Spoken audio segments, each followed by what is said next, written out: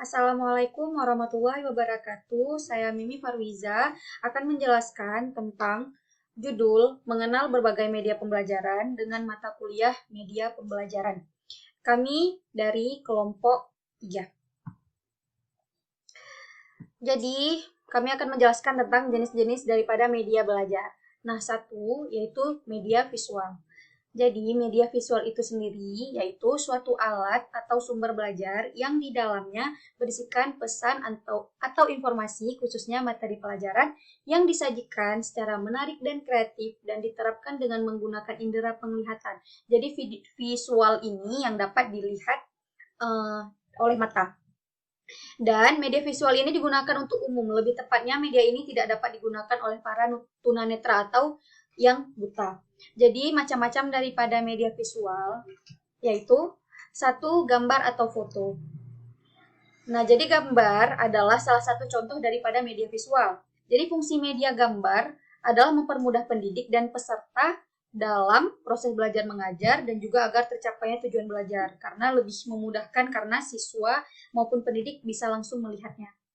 Selanjutnya yaitu peta konsep. Nah, jadi peta konsep itu sendiri adalah suatu gambar yang menyajikan atau menyampaikan suatu hubungan yang bermakna antar konsep dari suatu pokok-pokok materi pembelajaran dan dirangkum. Jadi penyajiannya itu biasanya pokok-pokok materi tersebut dihubungkan dengan suatu kata penghubung sehingga membentuk suatu proposisi yang dapat dijabarkan lebih luas mengenai materi tersebut. Selanjutnya yaitu ada media proyeksi. Nah, jadi transparansi OHP merupakan alat bantu mengajar tatap muka sejati. Sebab tata letak ruang kelas tetap seperti biasa. Guru dapat bertatap muka dengan siswa tanpa harus membelakangi siswa. Perangkat media transparansi meliputi perangkat lunak, yaitu proyektor ya, ataupun bisa kita bilang dengan infocus. Jadi dengan menggunakan infocus itu lebih memudahkan guru dalam menyampaikan materi dan juga siswa dapat menerima materi dan lebih mudah menangkap penjelasan karena mampu melihat langsung. Jadi media pembelajaran visual sangat membantu siswa dalam menangkap sebuah materi pembelajaran. Baiklah, selanjutnya itu ada grafik. Nah, grafik itu adalah media visual yang berupa grafis dan penyajiannya menggunakan titik-titik atau garis-garis untuk menyampaikan informasi statistik yang saling berhubungan. Nah, jadi khusus grafik ini untuk menjelaskan tentang informasi statistik. Nah, jadi adapun kelebihan dan kekurangan daripada media visual itu antara lain kelebihannya satu, dapat dianalisis lebih mudah. Dan selain itu, media visual juga dapat mempermudah peserta didik dalam memahami materi dan juga membuat peserta didik untuk berpikir lebih kritis. Materi yang disajikan pun menggunakan media visual ini lebih dapat membuat siswa untuk mengingatnya ataupun daya pikirnya jadi lebih kuat dengan adanya media visual ini. Dan yang kedua, kelebihannya itu dapat mengatasi keterbatasan pengetahuan yang dimiliki oleh peserta didik. Nah, jadi sebelumnya peserta didik yang tidak tahu dengan adanya media pembelajaran berupa visual ini, jadi peserta didik bisa mengetahui dan melihatnya secara langsung. Yang ketiga yaitu dapat membangkitkan keinginan dan minat baru untuk belajar. Jadi dengan adanya media visual ini tentu saja dapat membuat siswa menjadi lebih tertarik untuk belajar. Yang keempat, meningkatkan daya tarik peserta siswa terhadap materi yang disajikan dengan menggunakan media visual. Selanjutnya mudah untuk diaplikasikan. Ya, misalnya contoh berupa gambar itu bisa dengan di-print kemudian diperlihatkan dengan siswa, itu jadi lebih mudah. Yang keenam, yang terakhir yaitu tahan lama sehingga peserta didik dapat membaca dan melihatnya berkali-kali. Jadi media visual ini lebih awet daripada media-media yang lain.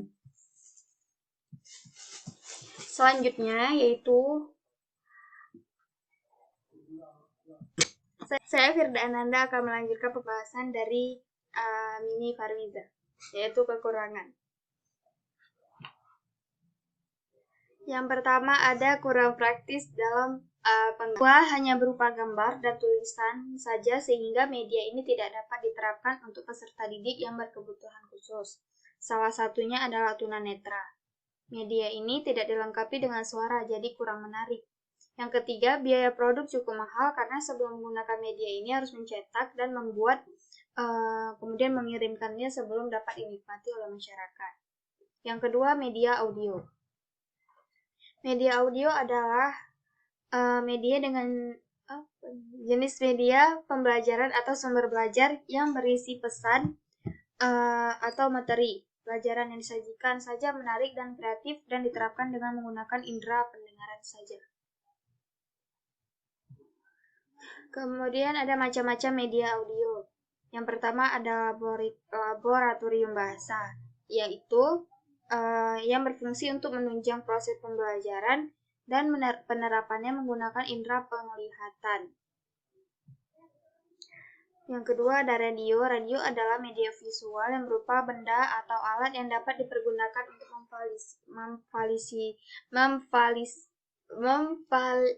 memfasilitasi proses belajar mengajar dan diterapkan dengan. Kemudian yang ketiga, alat perekam pita magnetik. Alat perekam pita magnetik merupakan media belajar berbasis audio dan diterapkan dengan menggunakan indera pendengaran. Selanjutnya ada kelebihan dan kekurangan media audio antara lain. Yang pertama ada kelebihan, yaitu yang pertama biaya yang harus dikeluarkan hanya sedikit atau harga yang murah. Yang kedua media mudah dibawa dan dipindahkan sehingga mudah dalam penggunaannya. Yang ketiga, materi dapat diputar kembali. Yang keempat, dapat merangsang keaktifan pendengar peserta didik dan juga dapat mengembangkan daya imajinasi seperti menulis, menggambar, dan sebagainya. Kemudian ada kekurangan. Kekurangannya yang pertama, media ini bersifat abstrak karena hanya berupa sifat saja, sehingga pada hal-hal tertentu juga memerlukan bantuan visual. Yang kedua, karena media audio ini bersifat abstrak, pemahaman pengertiannya hanya bisa dikontrol melalui kata-kata. Yang ketiga, media ini akan berhasil jika diterapkan bagi mereka yang sudah mempunyai kemampuan dalam berpikir abstrak. Yang keempat, media ini tidak dapat diterapkan oleh peserta didik yang berkebutuhan khusus, lebih tepatnya bagi mereka yang tidak bisa mendengar atau tunarungu. Yang ketiga, ada media audiovisual. Media audiovisual adalah jenis media pembelajaran atau sumber belajar yang berisikan pesan atau materi pembelajaran yang dibuat secara menarik dan kreatif dengan menggunakan indera pendengaran dan penglihatan. Selanjutnya akan dijelaskan oleh Dinda Mutia Zahara.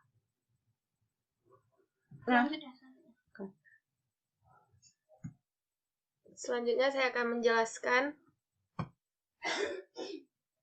Menurut Jamara, media audiovisual dibagi menjadi dua, yaitu yang pertama, audiovisual murni, yaitu baik unsur suara maupun unsur gambar berasal dari suatu sumber seperti televisi, video kaset, film bersuara. Contoh media audiovisual. Yang pertama, televisi. Televisi merupakan elektronik yang menayangkan gambar hidup dan gambar diam seperti disertai dengan suara melalui kabel. Selain sebagai media pembelajaran, televisi merupakan sumber informasi bagi masyarakat. Televisi berperan penting untuk mendidik, karena pendidik terbantu dalam menyampaikan hal-hal yang tidak bisa dibawa ke dalam kelas. Siswa bisa menggunakan media tersebut di rumah.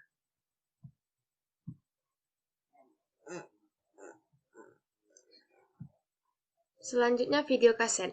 Video kaset merupakan alat yang dapat ditampilkan gambar, gerak, dan disertai dengan suara. Video kaset bersifat informatif dan juga sangat cocok untuk digunakan sebagai media pembelajaran.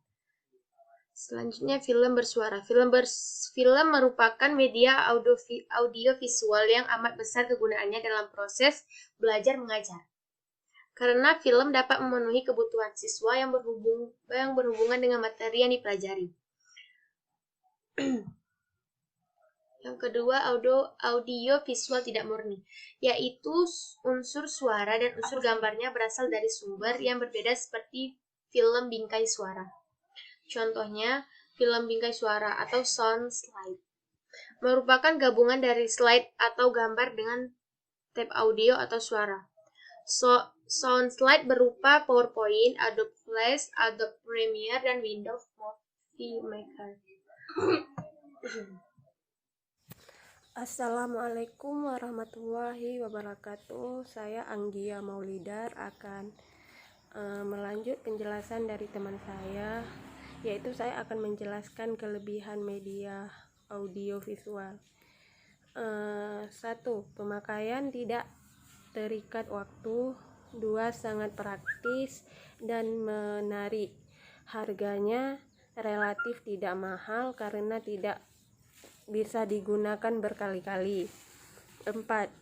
Menghematkan waktu dan video atau film dapat diputar kembali.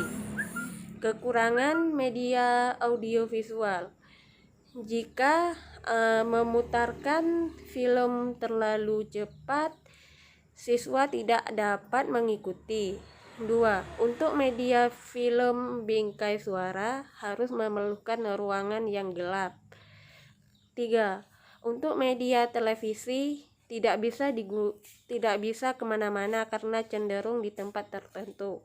4. Membutuhkan keahlian dan keterampilan khusus dalam menyajikan atau membuat media belajar audio visual karena media ini merupakan suara dan gambaran baik gambar bergerak maupun diam.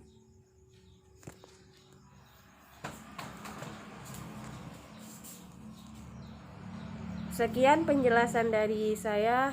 Bagi yang kurang paham, saya memberi Anda untuk bertanya.